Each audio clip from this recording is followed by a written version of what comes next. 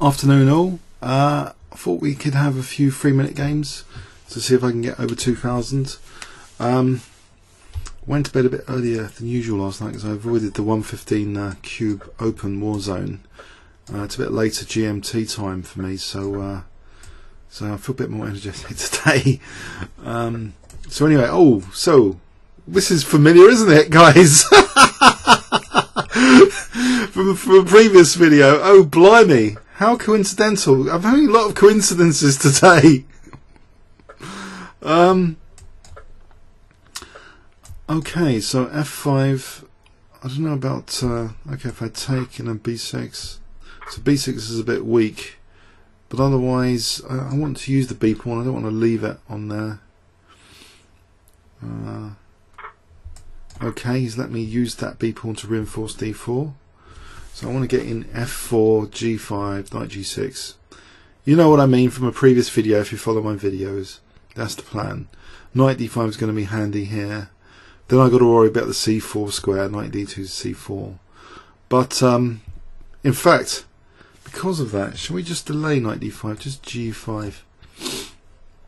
Because this c4 square could be really useful for knight d2 to c4. So maybe leaving the knight on d5 could actually be the lesser evil, actually, even though it's attractive to kind of remove an outpost. But okay, so I don't know, knight g6 could go for it with knight g6, or just f4, knight f4.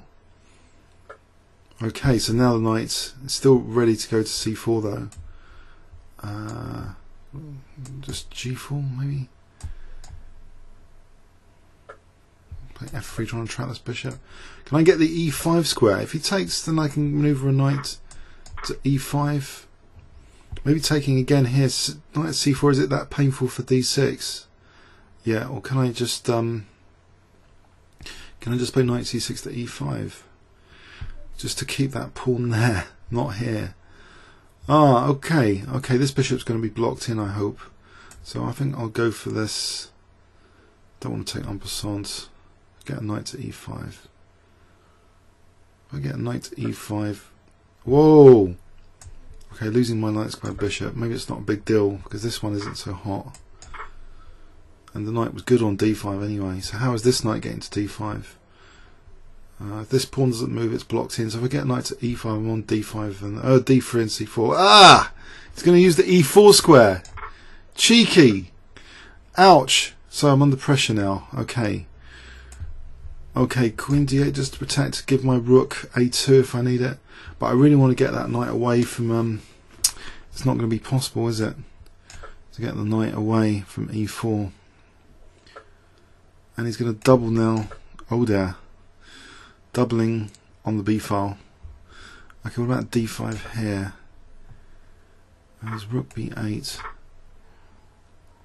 There isn't knight f6 just yet, but what about c4, just trying to undermine it? c4 looks to be a strong move. So he's only got a minute now, coming out to a minute. So is this infiltration going to work? Rook b8. Dangerous. So c4, there's queen b4, but you know, I'm protecting f8 at the moment. And I'm protecting f6. So hopefully I'm just undermining. What about c3 as well as cd? Mind you, cd, and then I can... No, I don't know. I think c3 might be better. I'll leave that horrible knight on e4. Maybe knight d3 if needed. Rook a2. What? Oh, the queen's coming to g6 or something. I can play knight g6. The rook is protecting it here. Oh, my rook. Oh, is on over there. Whoops. Oh dear, oh dear. Let's just get a move on. What about bishop d6 and knight h4?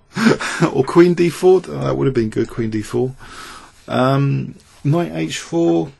Oh dear. I'm getting massacred. Oh dear, there's rook b7s. This is looking very, very dangerous. Don't tell me it's going to be another one of those horrible games. Can I try and hold the ending? Otherwise I'm going to get mated. Oh dear, oh dear.